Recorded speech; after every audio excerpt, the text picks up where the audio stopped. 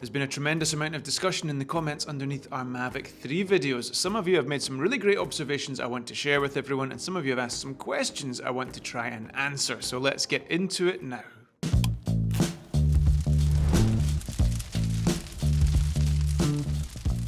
Stuart Carroll here, pleasure to talk to you as always. If this is your first time here at the channel, do grab yourself a copy of our free ebook From Drone Zero to Drone Hero, 37 tips to get you flying like a filmmaker, jam-packed full of information to help you get the most out of your drone. It is after all what you do with your drone that counts, not having the latest and greatest gear.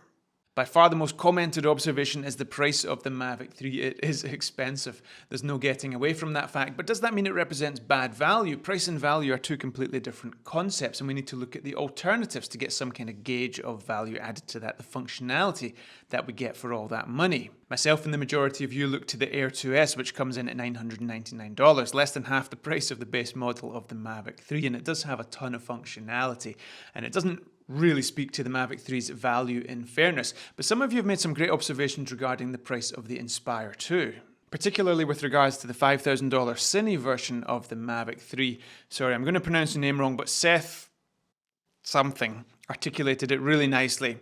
It's an odd situation because it feels like most people who'd need the last few drops of quality from the Cine model would also need at least some other professional features that this drone doesn't provide. Multi-user operation, global shutter, interchangeable lenses, and the Inspire 2 is right there for not much more. It's not that there's no market for the Mavic 3, but it definitely feels like it's being cannibalized from both ends in a way that the Mavic 2 wasn't, i.e. the Air 2S at the lower end of things and the Inspire 2 at the higher end of things. I think it's a really well put point by Seth, and Will Manners follows it up with something similar. The problem with this category of drone is that if a cinematographer or studio has the budget for this, they will much likely go for the Inspire 2 or fly an Arri or Red. Those are high-end cinema cameras. It seems to me like a niche product. If you're a professional that needs the flexibility of ProRes, but you also need it to be small, light, and only have one focal length, then the Mavic 3 Cine would be for you. Speaking of expensive, let's talk about DJI's new RC Pro controller. It comes in at $1,199. That's $200 more than a DJI Air 2S. Yes, that's expensive. Prior to that, we had the Smart Controller, which currently retails at $749. And we have a little bit of controversy here because that Smart Controller is not compatible with the Mavic 3. And I can understand the frustration and a degree of outrage on that one. Now DJI have responded. Before the launch of the Mavic 3, we tested out the compatibility between the DJI Smart Controller and the Mavic 3. Since the hardware of the DJI Smart Controller cannot support all the image transmission system requirements of the Mavic 3, we cannot guarantee that the actual effect of DJI Smart Controller's image transmission will be as good and stable as that of the RC Pro. Thus, DJI Smart Controller does not support use together with the Mavic 3. For now. That all sounds like a legitimate enough response until you consider the fact that this RC-N1 controller that comes with the Mavic 3 uses OcuSync 2.0. Now that's the same transmission system that the Smart Controller uses. So if they have the same OcuSync system, you'd think that the Smart Controller should be compatible.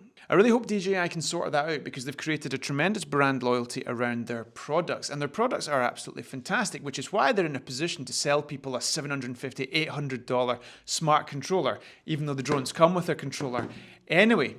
Now, to take liberties maybe with people's good nature and their willingness to spend money by kind of forcing them to buy a $1,200 RC Pro, I'm not sure that's a great move. What do I know? I'm not a marketing guy. I don't run a billion-dollar company like DJI, but from a consumer perspective, I can understand why some people would see it that way. There has been quite a lot of criticism for DJI releasing, and I quote, a half-baked drone with functionality missing. That much is true. This is not the first time that DJI have released a product only to then have to essentially fix it or certainly significantly update it with future firmware updates. At the moment, we're still waiting for quick shots, quick transfer, master shots, hyperlapse, an upgrade to the active track. I think that's about it, but at the end of the day, it does create a sense that the drone isn't exactly finished at the time of release. Countering some of that skepticism, Herr Mittman makes a great point. He says, people criticised the Mavic 2 Pro when it came out. The HQ mode, the soft image of the picture in general, barrel distortion on the image. If you remember as well, when the Mavic 2 Pro came out, a video did the rounds talking about how you weren't getting a true readout from the 1-inch sensor and it was all a bit of a fake. Now, because that sounded very clever, it did the rounds amongst all the influencers, kind of filled a hole in their knowledge, to be honest with you.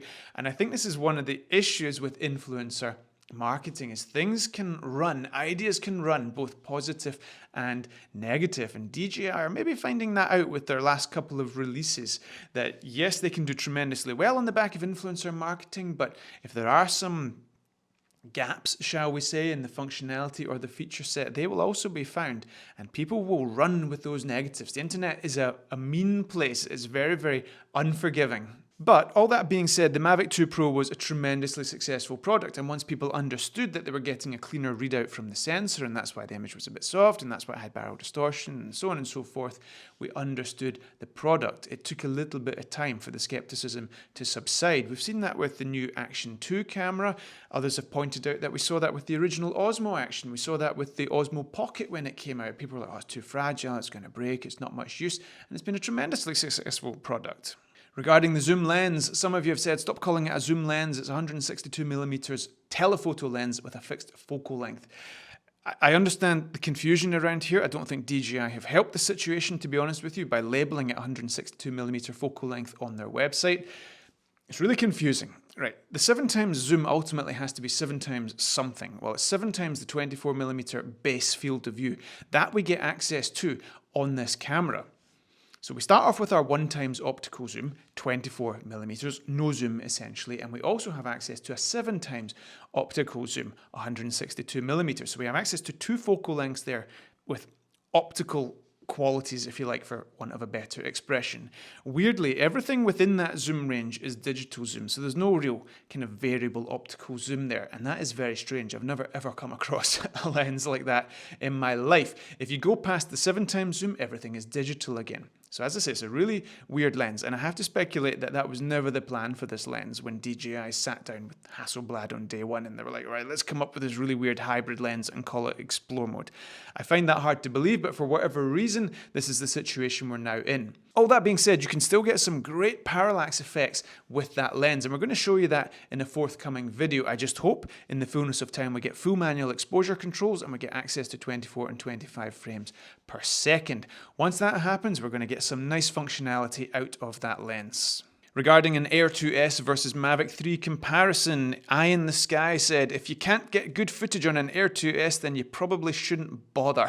And I'm not going to lie, there's more than an element of truth in that. The Air 2S is an outstanding drone, and if you're not in a position to take full advantage of 10-bit D-Log and all the color grading opportunities and understand how to compose shots depending on where the sun is in the sky and all that kind of stuff, you shouldn't even be talking about the Mavic 3, to be honest with you. This is where you need to learn how to use your kit first. Certainly grab yourself a copy of that ebook. Do check out our 8-hour drone cinematography masterclass. That's going to be a very worthwhile investment compared with spending thousands of dollars on new gear. Regarding the app, some of you not happy that the DJI Fly app has been chosen for the Mavic 3, saying the DJI Go 4 app has a ton of extra functionality. Now, I actually do share that view in some respects. I originally made the point that the DJI Fly app is easier to use, it's more streamlined, and that absolutely remains the case. But it does have a little bit of functionality missing compared with the DJI Go 4 app. Now let me just have a look at the list here. Contrast, saturation, sharpness adjustments. Yes, that's true. You can make those adjustments on the DJI Go 4 app. The EXP curves. Now that used to be a very important way of being able to deaden down your yaw stick in particular, so you had full control over the way your drone responds to the inputs that you make on the sticks. I would argue we don't really need that anymore with the Cine mode. DJI gives us nice cinematic controls out the box. If you go back a little bit, it was actually really hard to control these drones for nice cinematic moves. So anyway, I don't think that one's a huge thing, to be honest with you. Tripod mode, well, that's kind of been replaced with the Cine mode as well on the controller. Waypoints, now this one's a little bit of a sensitive subject. A lot of you are missing waypoints, and I completely relate to that. I don't know why we don't have waypoints. The other intelligent flight mode that I really, really miss is course lock. That was one of our favorite go-to functions on the Phantom 4 when we used that for 2 years filming weddings. We got some great course lock shots. I'd really like to see those added back, but it doesn't look like DJI intends to do that. EU certification has been a massive concern for a lot of you in the comments. Rightly so, you don't want to splash out on a drone like this only to find that it is redundant a year or two later because it doesn't meet the requirements of EU regulation that is supposed to be coming in at some point. Well, I reached out to DJI and they've actually already put out a press release on this subject, particularly with reference to the Mavic 3, and they say as follows. The standards for drone class identification labels have not been finalised yet. As of today, the notified bodies that are necessary to provide class identification labels have not yet been approved by authorities in any EU state. Therefore, we refrain from speculating what kind of class identification label might apply to current or future DJI products. That's kind of hard to argue with. At the end of the day, you can't put a classification on a drone if you don't know what the classifications are. Those goalposts could move in future. It's kind of down to the bureaucrats to sort that one out. But what DJI goes on to say is, DJI participates in advising on the standards and is working with potential notified body candidates. And we will be working on assuring compliance for relevant products accordingly. So DJI is involved in the process here, the consultation of the various stakeholders that is currently taking place. We are aware that the current situation has led to many uncertainties amongst users when it comes to compliance of DJI drones with the new European drone regulations and class identification labels. Rest assured that this issue is of utmost importance to us and we hope to resolve it as quickly and as feasibly as possible. I think it's fair to say that given the European Union has a population of about 450 million people, that's 1.5 times the size of the States, it's a pretty important market to DJI. So any notion that they might just be blowing smoke on this one, I don't think so. It's an important issue. Added to that, we've got some clarity on the issue of retrospective class identification labels. Once class identification standards have been confirmed by the regulatory authorities and a procedure for retroactive class identification has been confirmed by those regulatory authorities, we will consider the next steps.